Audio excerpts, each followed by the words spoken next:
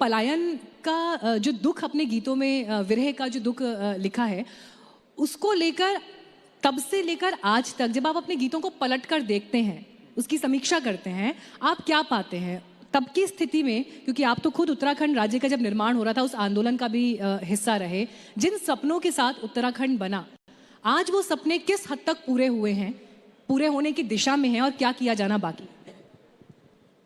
ये मीनाक्षी जी, पलायन एक बहुत बड़ी समस्या हमारे पहाड़ों की है और लोग धीरे धीरे पहाड़ों से उतरकर नीचे मैदानों की तरफ जा रहे हैं। मैं ये कहता हूँ कि लोग असुविधाओं को छोड़ के सुविधाओं की तरफ जा रहे हैं। तो इसके लिए रोज़गार, बेरोज़गारी सबसे बड़ा मुद्दा है, जिम्मेदार है। और पहाड़ों में पर्याप्त चिकित्सा व्यवस्था न होना, स्वास्थ्य की व्यवस्थाएं न होना, डॉक्टरों का न होना, ये भी एक इसके लिए जिम्मेदार है। पलायन के लिए अच्छी शिक्षा का अभाव, वो भी एक जिम्मेदारी है। लेकिन क्या 20 सालों में भी ये बिल्कुल नहीं हो पाया? मैं वही आपको गिना रहा हूँ। अगर इन 20 सालों में हम उन पहाड़ों में ये सुविधाएं अगर उपलब्ध नहीं करा पाए हैं तो इसके लिए सरकारें जिम्मेदार हैं। और किसे जिम्मेदार माना जाए? अगर आज भी 10-10 किलोमीटर लोग पैदल जा रहे हैं अपने गांव की तरफ, तो इसके लिए किसे जिम्मेदार माने जाएं? ये कोई आम आदमी तो बना नहीं सकता, सड़कें तो सरकार को ही बनानी है। अभी आपने देखा होगा हमारे जो CSD स्वर्गीय अभी हुए हैं रावत जी, उनके गांव तक भी सड़क नहीं थी और वो पैदल किस तरह से अपने गांव जा रहे थे। तो ये स्थिति पहाड़ों की है और ये पलायन तब तक नहीं रुकेगा जब तक वहाँ रोज़गार के अवसर नहीं होंगे, जब तक वहाँ पे सुविधाएं नहीं जुटाई जाएंगी और जब तक वहाँ के लोगों को ये महसूस नहीं होगा कि जो बाहर सहूलियतें हैं वो हमारे पास यहाँ उत्तराखंड में भी हैं, हमारे पहाड़ों में भी हैं, तब तक कोई इस तरह का पलायन, जब लोग पलायन के लिए सक्षम होंगे, उनकी आर्थिक स्थिति इस लायक होगी कि वो पलायन कर सकें, तो वो लोग पलायन करेंगे। और देखिए, हमारा भी ये प्रयास था कि जब हम उत्तराखंड को लेकर ये कॉन्क्लेव कर रहे हैं तो राजनेता तो अब बढ़ते हुए दिन के साथ हमारे मंच पर होंगे, लेकिन जो उत्तराखंड का प्रबुद्ध वर्ग है, आप सब साहित्य कला के क्षेत्र से जुड़े हुए हैं, आपकी तरफ से एक आवाज़ ज़रूर आनी चाहिए कि यहाँ पर क्या होना अभी बाकी है। और प्रीतम जी, ये सवाल मैं आपके पास लेकर आ रही हूँ। जागर परंपरा की भी मैं बात करूं तो हम देखते हैं कि आज से 15, 20, 25 साल पहले तक भी ये कुछ परिवारों तक ही सीमित थी। वही परिवार पीढ़ी दर पीढ़ी उसको आगे बढ़ा रहे हैं, लेकिन आप तो इस परंपरा को अमेरिका तक ले गए। यानी सीखने वाले इच्छुक हैं, लोग पढ़ना चाहते हैं, लेकिन शायद वो माहौल उस तरह से नहीं मिला कि उसे और आगे बढ़ने का मौका मिले, फ्लरिश करने का मौका मिले। एक आर्टिस्ट होने के नाते, कलाकार होने के नाते, आप क्या चाहते हैं कि और युवा इस क्षेत्र में आए, या अगर उनको संगीत में भी अपना करियर बनाना है तो क्या किया जाना चाहिए, क्या और हो सकता है? जी, पहले जागर को पहले ये माना जाता था कि ये केवल अनिष्टकारी शक्तियों को शांत करने की एक विधा है, जो घर में डौर थाली के साथ चुपचाप करके गाया जाए। रात में उस जमाने में बलि प्रथा हुआ करती थी और इसको पूजा जाए। जागर को सार्वजनिक प्लेटफॉर्म पे लाने के लिए लोग हिचकिचाते थे, या उस समय ये नहीं था कि गाते भी थे तो बहुत ज़्यादा इलेक्ट्रॉनिक माध्यम नहीं थे उपलब्ध, या दिल्ली के रास्ते बहुत दूर थे। उस ज़माने में कोशिशें हुई हैं जागर गाने की, लेकिन जागर मूल रूप से हमारे यहाँ दो तरह के हैं। एक लौकिक जागर है, पौराणिक जागर है, जो वेद पुराणों से लिया गया है। महाभारत का कोई प्रसंग है, रामायण का कोई प्रसंग है, किसी गीता से कोई प्रसंग है, तो पौराणिक जागर हो गया है। लौकिक प्रसंगों में जो हमारे, जैसे आपने कहा, हमारे यहाँ महासु देवता है, सेम नागरजा है, गोलजू देवता है, नंदा का जिक्र है, ये हमारे लोक जागरों में आ जाता है। तो ये लोक जागर, हमारे यहाँ जागर जो लहरी विधा होती है वो तो अनुष्ठानिक रूप से हो गई, लेकिन इन जागरों को सार्वजनिक मंचों पर लाने के लिए काम और ज़्यादा किए जाने की ज़रूरत है। लोग लालायित हैं। जागर ये गीत ही तो है, ये गायन ही तो है।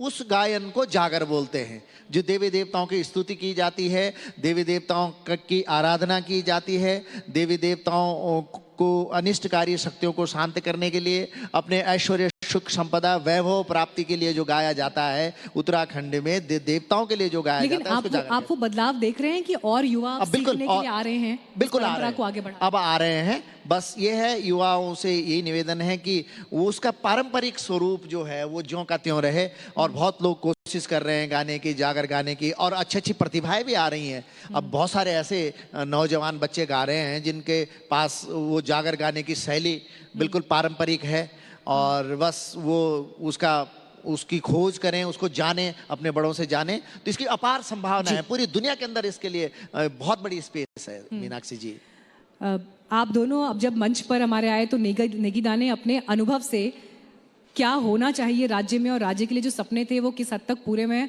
उस पर एक सटीक टिप्पणी की, बड़े सधे शब्दों में अपने विचार रखे। आपने अनुभव का जिक्र किया कि आज की पीढ़ी के लिए आगे और किन बातों की ज़रूरत है।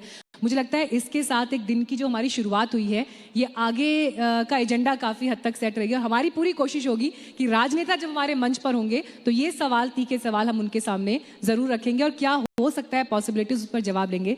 लेकिन जाते जाते नेगीदा, पहाड़ में हम मौजूद है, देहरादून में, गुलाबी ठंड, धूप की वजह से अभी गुलाबी ठंड महसूस हो रही है, शाम तक क्या होगा पता नहीं, लेकिन बड़ा प्रसिद्ध आप ही का गीत है, ठंडो रे ठंडो पहाड़ मेरा, ठंडो मेरा पानी। हाँ, इसमें इस ठंडो रे ठंडो में इसमें एक लाइन थी कि गुस्सा न सरीस राड़ ठंडो। एक लाइन ऐसी भी आती है लास्ट में कि गुस्सा न सरीस राड़ ठंडो। तो किसी ने मुझसे पूछा है, भाई गुस्सा ठंडा कैसे हो सकता है?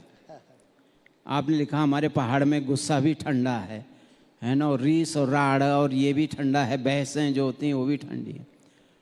तो मैंने कहा फिर मैंने उनको उदाहरण दिया मुजफ्फरनगर कांड का, जहाँ पे गोलियाँ चली थीं, जहाँ पे हमारी उत्तराखंड की महिलाओं के साथ बदतमीजियाँ हुई थी, रेप हुए थे। मैंने कहा अगर पहाड़ का गुस्सा ठंडा नहीं होता तो ये लोग भी इस समय कश्मीर की तरह और दूसरे राज्यों की तरह बंदूकें उठा लेते, और शायद एक और कश्मीर, एक और उत्तराखंड, एक और नॉर्थ ईस्ट यहाँ पैदा हो जाता। तो वो ठंडा ही था, उन्होंने किस ढंग से उसको बर्दाश्त किया। और उसके बाद जो राज्य आंदोलन में जो लोग गए थे, तो मैंने कहा हमारा गुस्सा भी ऐसा ही है, पहाड़ियों का गुस्सा भी ये पहाड़ का चरित्र है। ये पहाड़ का चरित्र है। हमने कभी विरोध में बंदूकें नहीं उठाई, आंदोलन किए लेकिन बंदूकें नहीं उठाई। तो वो मैं किस्सा था उसमें जो मैंने कहा यहाँ पे बताता हूँ। तो गीत की 2-4 लाइनें मैं सुना देता हूँ आपको। ठंडो रे ठंडो मेरा पाड़े की हवा ठंडी पानी ठंडो, ठंडो रे ठंडो मेरा पाड़े की हवा ठंडी पानी ठंडो।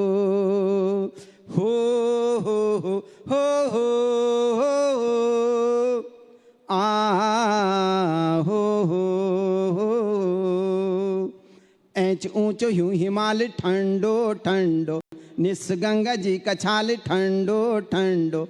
ऐच ऊंचो यूं हिमाल ठंडो ठंडो, निस गंगा जी का छाल ठंडो ठंडो। छोया छंछड़ा पन्यार हो हो, छिन बुग्याल ढालदार हो हो। छोया छंछड़ा पन्यार छिन बुग्याल ढालदार, रौला पाखा बण उड्यार ठंडो ठंडो ठंडो रे ठंडो मेरा पाड़े की हवा ठंडी पानी ठंडो।